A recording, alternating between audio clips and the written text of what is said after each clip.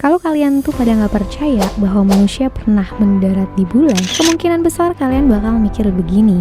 Pada tanggal 16 Juli 1969, ada grup yang terdiri dari pejabat pemerintah, tim pembuat film, dan seorang sutradara top. Semuanya tuh ngumpul di satu tempat di sebuah pangkalan militer yang di Nevada atau dikenal banget dengan area 51. Nah, disitulah akhirnya mereka bikin tipuan besar-besaran nih dalam sejarah. Jadi kalian pasti mikir kan, para astronot itu atau mungkin lebih tepatnya aktor ya, kayak Buzz Aldrin, Neil Armstrong, dan Michael Collins kabur dari roket itu lewat jalan belakang sebelum roketnya lepas terbang ke angkasa.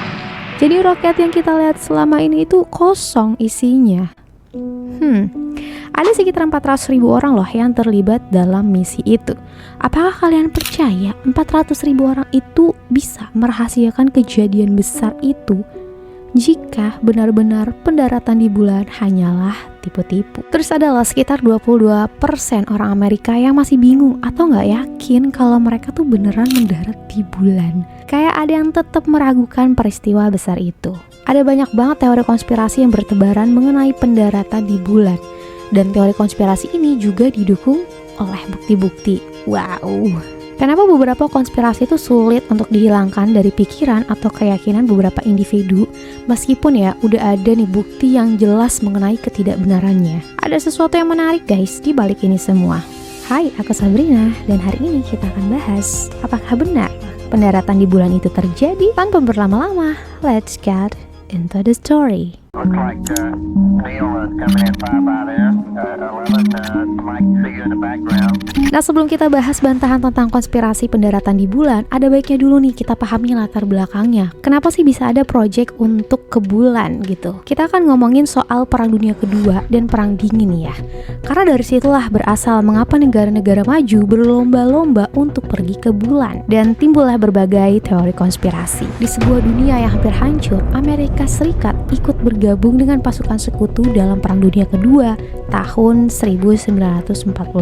Negara sekutunya adalah Uni Soviet dan Britania Raya. Awalnya Amerika Serikat ini bergabung dengan sekutu untuk melawan Italia, Jepang, dan Jerman. Meskipun pertempuran sengit terjadi, sekutu berhasil keluar sebagai pemenang. Nah, setelah perang, hubungan antara Amerika Serikat dan Uni Soviet ini menjadi sangat tegang dan juga dingin. Keduanya memiliki ketakutan tersendiri nih. Uni Soviet ini merasa Amerika Serikat terlalu agresif dan suka mempergunakan kekuatan militernya. Sementara Amerika Serikat ini khawatir Uni Soviet ingin menyebarluaskan paham komunisme ke seluruh dunia. Kemudian ketegangan ini disebut sebagai Perang Dingin, di mana keduanya ini memiliki senjata yang sangat mematikan, namun tidak berani mempergunakannya satu sama lain. Akhirnya keduanya nih saling mengintai dan berkompetisi dalam berbagai bidang seperti perang psikologis, olahraga, perang proksi, dan perlombaan teknologi yang semakin sengit termasuk perlombaan keluar angkasa. Dari awal jelas banget nih kalau Uni Soviet atau Rusia lah sebagai pemimpin perlombaan ini. Mereka mengirim anjing dan tanaman keluar angkasa dan berhasil tuh membawa pulang mereka dengan selamat. Bahkan mereka juga mengirim satelit yang mengorbiti bulan dan mengambil foto sisi bulan yang belum pernah dilihat sebelumnya. Dan gak berhenti di situ aja, mereka bahkan mengirim manusia keluar angkasa untuk mengelilingi seluruh bumi. Sungguh pencapaian yang luar biasa kan?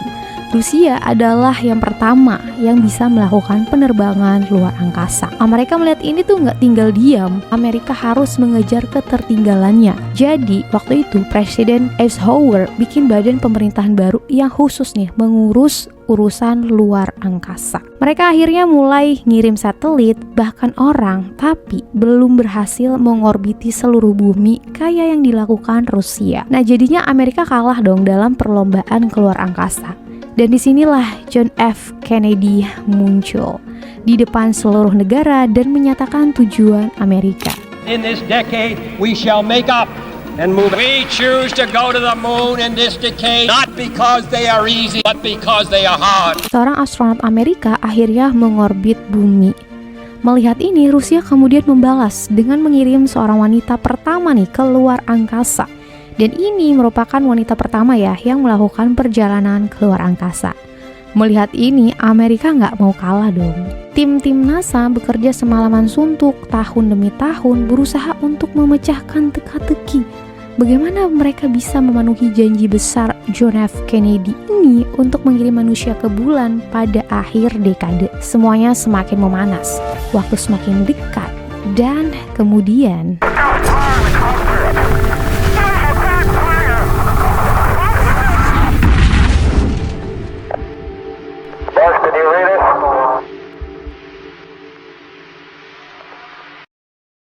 kejadian itu merupakan bencana besar bagi NASA dan menjadi pukulan yang sangat mematikan.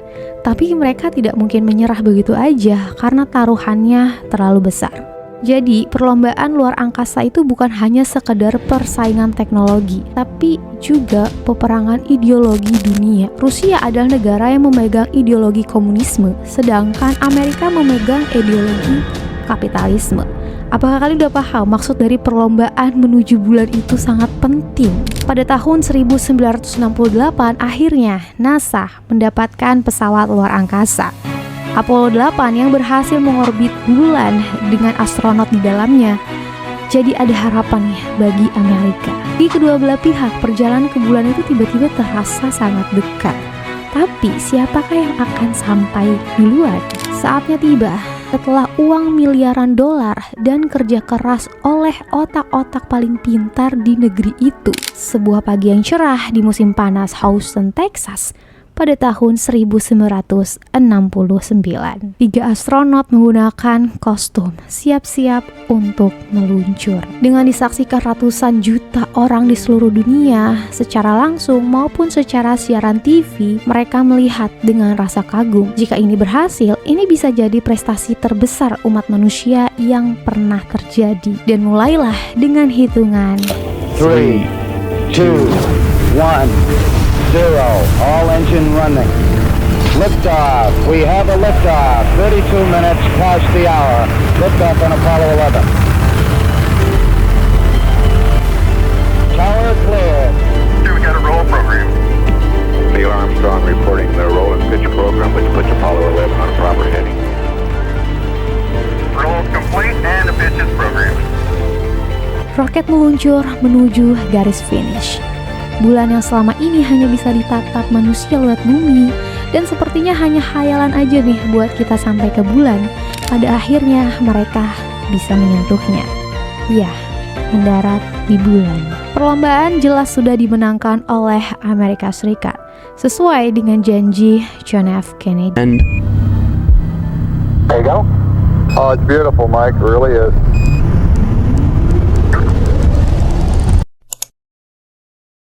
Namun setelah peristiwa itu terjadi, meskipun disiarkan langsung di televisi dan seluruh dunia melihatnya, tetap muncul keraguan. Sekitar setahun setelah pendaratan, mulai muncul berbagai artikel di surat kabar yang meragukan apakah ini benar-benar terjadi. 2 tahun setelah pendaratan, ada adegan film James Bond di mana ia berusaha melarikan diri dari penjaga keamanan melalui padang pasir Nevada dan tidak sengaja menemukan set film rahasia pendaratan bulan. Akhirnya menghasilkan kejar-kejaran mobil di gurun. Ini sebetulnya nyindir ya kebenaran pendaratan di bulan. Dan yang lebih mengejutkan, beberapa tahun kemudian, seorang mantan perwira Angkatan Laut Amerika Serikat dan penulis teknis roket Apollo muncul nih dengan bukunya yang membahas hal ini. Nah, di buku itu dia cerita pendaratan di bulan itu lebih ke politik sih. Katanya Amerika gagal nih buat rencana yang benar-benar bisa bawa mereka ke bulan. Jadinya mereka bikin acara rahasia gitu, semacam propaganda buat ngalahin Uni Soviet atau Rusia. Ini terjadi pada Perang Dingin. Pemerintah Amerika Serikat bisa aja nih bikin trik-trik biar menang lawan komunisme. Tapi tunggu dulu, ini ternyata bukanlah bukti ya. Ini cuman spekulasinya dia aja. Tapi di buku itu penulis juga nunjukin foto-foto dan penjelasan yang bikin banyak orang dulu tuh percaya banget kalau pendaratan di bulan itu adalah palsu. The lunar landings were more than likely fabricated. Why wouldn't the moon landing be fake? You know, why wouldn't we fake that? We did not land men on the moon. The moon? Yeah, it's fake. And I would bet my life on it. Pada tahun 1977, teori konspirasi telah menyebar cukup luas, sehingga NASA harus mengeluarkan lembaran fakta untuk merespon klaim tersebut. Ya, para astronot telah mendarat di bulan. Bahasan ini hanya secara singkat, kalau kalian mau video lengkapnya, nanti aku akan buatkan di video terpisah. Mengapa langit di bulan terlihat gelap? Tidak ada bintang yang terlihat. Di bulan tidak ada atmosfer dan polusi cahaya. Harusnya langit dipenuhi oleh bintang-bintang yang terang dan fotonya akan terlihat seperti ini. Tunggu dulu, yang harus kita ketahui adalah ternyata di dunia fotografi menangkap keindahan bintang-bintang bukanlah hal yang mudah ya. Jadi buat dapetin foto keren seperti bintang-bintang itu harus membuka kamera lama banget biar cahaya masuk sebanyak mungkin. Tapi kalau kita posisinya lagi di bulan dan di bulan itu terang benderang banget, apalagi motret para astronot yang pakai baju putih yang cerah banget, gak bisa untuk buka kamera lama-lama, gak bisa biarin cahaya masuk sebanyak itu di tempat kayak gitu. Tapi meskipun begitu, kita masih bisa ternyata lihat foto bintang ya walaupun cuman samar-samar aja. Kalau kalian penasaran banget coba mau buktiin, coba deh naikin kecerahan gambar, kalian bisa melihat jejak-jejak bintang meskipun terlihat samar. Coba lihat yang ini deh, bayangan-bayangan ini ada yang mengarah ke sana, ada yang mengarah ke sini. Akhirnya beberapa orang berpendapat bahwa ini nih bukti lampu sorot di ruangan studio saat mengambil gambar. Benar nggak sih? Seharusnya kan bayangannya sejajar ya, soalnya semua datang dari satu sumber, yaitu matahari. Yes, satu-satunya sumber cahaya di foto itu adalah matahari. Tapi kita juga harus ingat, cahaya itu bisa memantul dari benda-benda, apalagi dari benda-benda putih. Jadi ada cahaya yang memantul dari berbagai permukaan, apalagi di bulan itu permukaannya tidak datar. Itu salah satu alasan kenapa bayangannya itu agak terlihat aneh dan terlihat dari berbagai arah. Oh iya, ingat juga tuh, kita lihat cahaya yang sudah difilter lewat lensa. Lensa kamera itu bisa mempengaruhi arah suatu objek tergantung dari seberapa lebar dan seberapa sempitnya lensa. Selain itu perlu diingat ya bahwa foto-foto yang dipublikasikan oleh NASA tidak diambil dari atas objek, melainkan dari bawah. Ini berarti sudut pandang juga mempengaruhi arah bayangan yang terlihat di foto-foto itu. Bendera yang terlihat seperti berkibar padahal di bulan tidak ada angin. Iya ya, memang benderanya terlihat seperti bergerak. Hal ini bisa dijelaskan bahwa bendera yang digunakan dalam misi Apollo itu ternyata bukan bendera biasa. Jadi NASA sudah membuat bendera khusus yang dilengkapi dengan batang horizontal di bagian atasnya agar tidak terlihat lemas di ruangan hampa udara. Tujuannya agar benderanya tuh terlihat menarik dan kelihatan gitu loh bendera Amerika Serikatnya. Kan mereka mau nyombong ya, udah bisa ke bulan. Nah, ketika astronot memasang bendera ke tanah bulan, gerakan yang mereka lakukan menyebabkan bahan bendera bergerak sehingga terlihat seolah-olah bendera itu sedang berkibar meskipun ya sebenarnya tidak ada angin yang menyebabkan pergerakan itu. Terakhir untuk video ini, para astronot membawa kembali 900 pound batuan selama misi Apollo. Uni Soviet juga yang menjadi musuh teknologi dan geopolitik Amerika akhirnya mengirimkan sebuah roket ke bulan untuk mengumpulkan sampel mereka sendiri. Batuan berharga ini dikirimkan kepada para ilmuwan dan pelajar 400 kali dalam setahun untuk dipelajari dan diperiksa. Dan ini telah diverifikasi oleh banyak orang yang berbeda.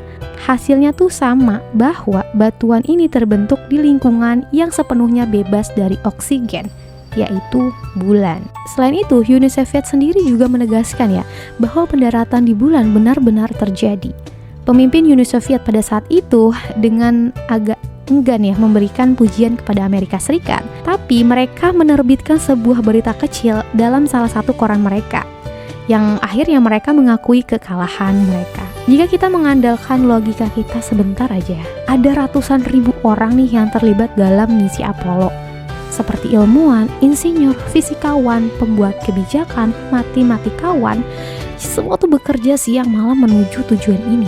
Mereka memperhatikan setiap detail dan memantau setiap waktu. Bayangkan ya, 400 ribu orang itu setara dengan 2 stadion Texas Motor Speedway itu penuh. Semua orang ini adalah para pemikir terbaik di negeri itu. Mungkin nggak dari 400 ribu orang itu terlibat dalam salah satu penipuan besar sepanjang masa tanpa ada satupun kebocoran. Terakhir, lihatlah ini. Foto ini diambil oleh teleskop yang mengorbit di sekitar bulan. Ini adalah jejak-jejak astronot dan mobil buggy. Di sini, di permukaan bulan, kita bahkan bisa lihat tempat parkir mobil buggy-nya tuh di sini. Awalnya foto ini diambil oleh NASA ya, tapi sekarang udah banyak banget muncul dari stasiun luar angkasa lainnya yang menunjukkan bukti fisik adanya manusia yang pernah mendarat di bulan. Keputusannya kembali kepada kalian. Apakah kalian tetap percaya pada konspirasi pendaratan di bulan itu cuman konspirasi, cuman tipu daya, atau sebaliknya? Oke, itu aja video aku kali ini. Jangan lupa like jika kalian suka video ini dan tekan tombol subscribe-nya. Jangan lupa tonton video aku yang lainnya, karena di channel ini aku punya berbagai topik pembahasan. See you next time on my next video. Bye.